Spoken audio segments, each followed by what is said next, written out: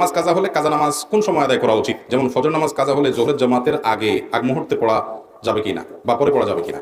দেখুন, যদি ফজরের নামাজ কাজা হয় এটা জোহরের আগে না, বরং কাজা হয়েছে ফর এক্সাম্পল আপনি ঘুম থেকে উঠতে পারেন না, অ্যালার্ম দিয়ে রাখছেন তাও উঠতে পারেন না, গভীর ঘুম হয়ে গেছে, অ্যাক্সিডেন্টলি এরকম হঠাৎ একদিন হয়ে গেছে, তাহলে যখন ঘুম ভাঙছে তাড়াতাড়ি করে ওযু করে আগে নামাজ পড়ে ফেলবেন। কারণ হাদিসে আসছে নবী করিম সাল্লাল্লাহু আলাইহি ওয়াসাল্লাম বলেছেন, মান নামা আন সালাতিন আও নাসিহা ফালইউসাল্লিহা ইযা যাকারহা ফাইন্না যালিকা ওয়াক্তুহা। কেউ যদি ঘুমের কারণে নামাজ পড়তে না পারে বা ভুলে গেছে, তাহলে এরকম ব্যক্তির যখন স্মরণ হবে বা ঘুম থেকে উঠবে সাথে সাথে সে নামাজ পড়বে, ওইটাই তার ওয়াক্ত।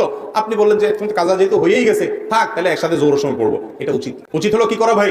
ঘুম থেকে উঠার পর যদি নিষিদ্ধ সময় না হয় তাহলে ওই টাইমে কি করা?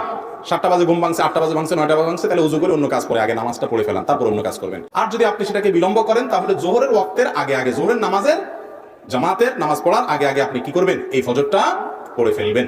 আর যদি কোনো কারণে এত দেরি হয়ে গেছে যে আরেক ওয়াক্ত নামাজ শেষ হয়ে যাচ্ছে এমন অবস্থা, তাহলে সেই ওয়াক্তটা পড়ে ফেলবেন, তারপরে কাজা করবেন।